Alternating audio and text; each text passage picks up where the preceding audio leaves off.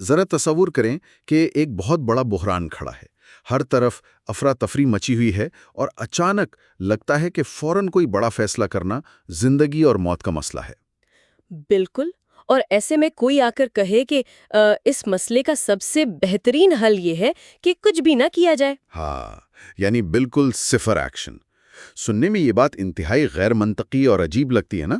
ویسے لگتی تو ہے، لیکن آج کے اس ڈیپ ڈائیو کا اصل مقصد بھی یہی ہے، اس انفارمیشن اوورلوڈ میں ہم درست سمت کا تعین کیسے کریں۔ اور آج ہمارے پاس جو ذرائع ہیں وہ کافی دلچسپ اور تھوڑے مختلف ہیں۔ ایک طرف فیصلہ سازی اور نفسیات کے آرٹیکلز ہیں تو دوسری طرف نیورو بایولوجی ہے۔ ہاں ہاں، اور ان سب کے ساتھ حیرت انگیز طور پر یوٹیوب پر سٹوری ٹیلنگ اور زندگی کے اصولوں پر مبنی سکرپٹس بھی شامل ہیں۔ مجھے تو شروع میں لگا کہ یہ سب الگ الگ چیزیں ہیں، مطلب دماغ کی بایولوجی اور کہانی سنانے کا فن آپس میں کیسے جڑتے ہیں؟ یہی تو سب سے دلچسپ بات ہے۔ اگر ان سب کو ملا کر دیکھا جائے تو یہ انسانی ذہن کی ایک ہی پہیلی کے مختلف ٹکڑے ہیں۔ صحیح، تو چلیے شروع کرتے ہیں۔ سب سے پہلے ایک بہت ہی طاقتور اصول کا ذکر آتا ہے جسے فالکلینڈ کا قانون کہتے ہیں۔ بالکل، فالکلینڈ کا قانون۔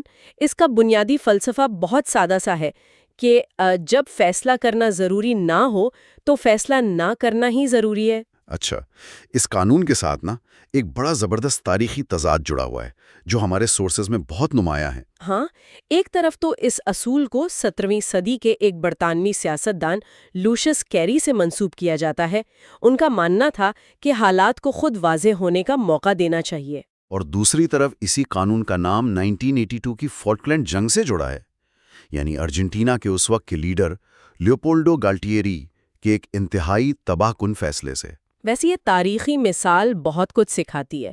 اگر ہم 1982 کے ارجنٹینا کو دیکھیں تو وہاں شدید معاشی بحران تھا اور گالٹیری کی مقبولیت تیزی سے گر رہی تھی۔ ہاں، اس پر شدید دباؤ تھا کہ وہ عوام کی توجہ ہٹانے کے لیے فوراً کچھ کرے۔ بس اسی دباؤ میں اس نے فاکلینڈ جزائر پر حملے کا فیصلہ کر لیا۔ اور ہم جانتے ہیں کہ وہ کوئی سوچا سمجھا فیصلہ نہیں تھا، وہ بس ایک فوری رد عمل تھا جس کا نتیجہ ارجنٹینا کی شرمناک شکست کی صورت میں نکلا۔ اگر ہم اس تاریخی واقعے کو سائنس کے آئینک سے دیکھیں تو یہ سیدھا ہمارے دماغ کی کہانی ہے۔ بالکل، ہمارے دماغ میں جو امیگڈیلا ہوتا ہے نا، جسے آپ انسانی دماغ کا الارم سسٹم کہہ سکتے ہیں۔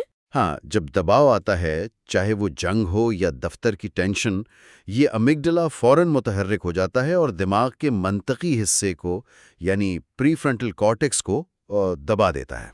وہی پری فرنٹل کارٹیکس جو دور اندیشی کا مرکز ہے۔ جب وہ ہائی جیک ہو جاتا ہے تو انسان سوچنے سمجھنے کی صلاحیت کھو بیٹھتا ہے اور بس فوراً ایکشن چاہتا ہے۔ یہی گالٹیری کے ساتھ ہوا، اس کا پری فرنٹل کارٹیکس کام نہیں کر رہا تھا۔ لیکن یہاں مجھے ایک باری الجھن ہوئی سورسز پڑھتے ہوئے۔ اچھا، وہ کیا؟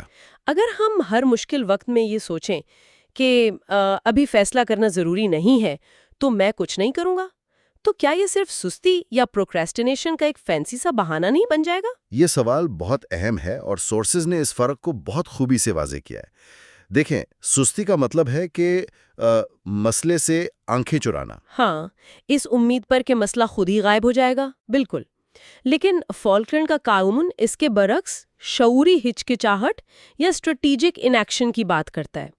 اس کا مطلب ہے کہ مسئلہ دیکھ لیا گیا ہے، یعنی ہم جانتے ہیں مسئلہ وہاں ہے، لیکن ہم جان بوجھ کر رک گئے ہیں تاکہ جذباتی دھند چھٹ سکے۔ ایگزیکٹلی۔ انسان خطرے میں فائٹ، فلائٹ یا فریز کرتا ہے۔ یہ قانون اس فریز ہونے کو ایک ہتھیاری کے طور پر استعمال کرنے کا نام ہے۔ اچھا، یہ فرق واقعی ضروری ہے، یعنی رک جانا بھی اپنے آپ میں ایک بہت بڑا ایکشن ہے۔ ہاں، لیکن ظاہر ہے زندگی ہمیشہ کے لیے تو روکی نہیں جا سکتی۔ کسی نہ کسی موڑ پر انسان کو آخری فیصلہ تو کرنا ہی ہوتا ہے۔ بالکل۔ تو اس الجھن سے نکلنے کے لیے ہمارے پاس کیا عملی طریقے ہیں؟ جب دھند چھٹ جائے تو پھر کیا کیا جائے؟ اس کے لیے سورسز میں سب سے پہلا فریم ورک کڈلن کا قانون بتایا گیا ہے۔ یہ سننے میں تھوڑا سادہ لگتا ہے۔ ہاں، کڈلن کا قانون۔ میں نے جب پڑھا تو میں بھی یہی سوچ رہا تھا کہ مسئلہ لکھنے سے آدھی پریشانی کیسے حل ہو جائے گی؟ اصل میں اس کا تعلق ہمارے کوگنیٹو لوڈ یا ذہنی بوجھ سے ہے۔ ہمارا دماغ ایک وقت میں بہت ساری چیزوں کو سٹور کرنے کی اچھی جگہ نہیں ہے۔ صحیح۔ جب ہم پریشان ہوتے ہیں تو درجنوں خیالات آپس میں ٹکرا رہے ہوتے ہیں۔ بالکل. تو جب ہم مسئلے کو کاغذ پر اتار لیتے ہیں تو وہ دماغی بوجھ باہر نکل جاتا ہے. دماغ کو پھر مسئلہ حل کرنے کے لیے سپیس مل جاتی ہے. یہ تو بہت منطقی بات لگتی ہے. اور لکھنے کے بعد جو اگلا قدم ہے نا، وہ مجھے بہت دلچسپ لگا، جہاں دو راستوں میں سے ایک چننا ہو. آپ رول 555 کی بات کر رہے ہیں، 5-5-5 کا قاعدہ. ہاں بالکل.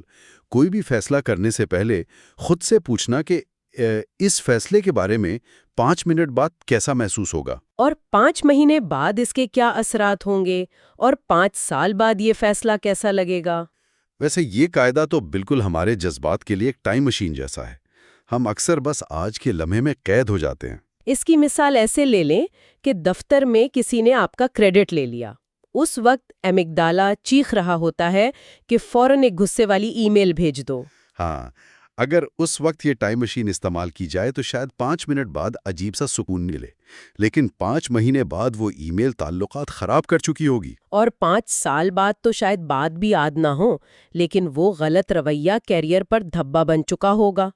یہ قاعدہ اصل میں ہمیں ہماری ہی ادراک کی خامیوں سے بچاتا ہے. ادراک کی خامیاں یعنی کوگنیٹو بائسز، ان کا بڑا ذکر تھا، جیسے اینکرنگ بائس کی مثال. بالکل، اینکرنگ بائس یہ انسانی دماغ کی وہ خامی ہے جس میں ہم سب سے پہلی ملنے والی معلومات پر ضرورت سے زیادہ بھروسہ کر لیتے ہیں.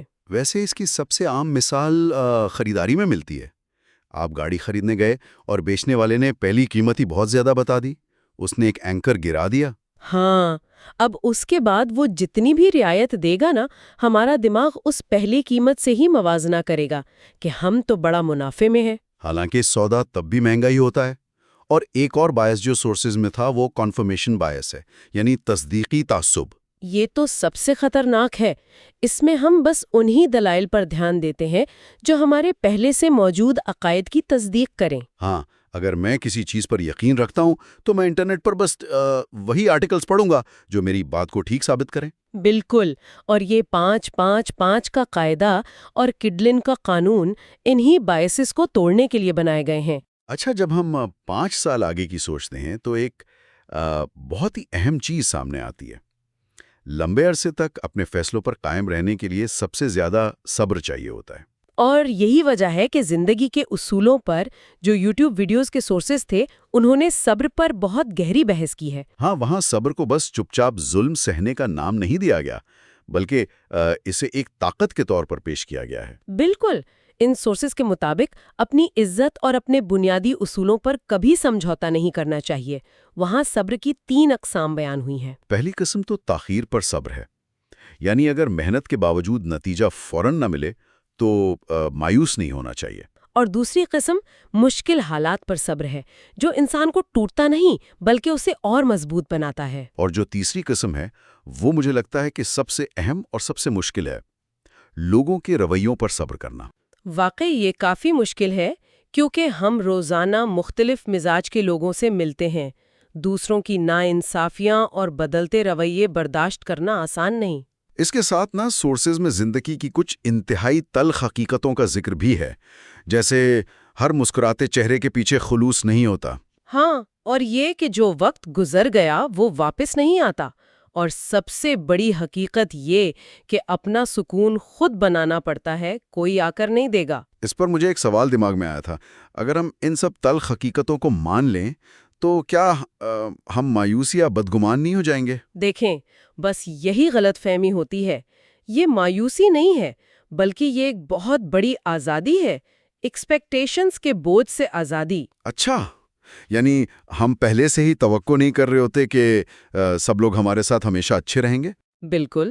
جب ہم یہ مان لیتے ہیں کہ لوگ بدل جاتے ہیں تو پھر ہم ان کے بدلنے پر جذباتی نتیجے نہیں نکالتے بلکہ حقیقت پسندانہ فیصلے کرتے ہیں.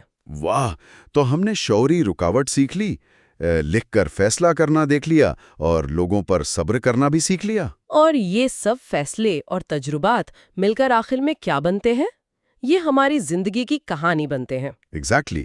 اور یہاں سے گفتگو کا رخ بدلتا ہے.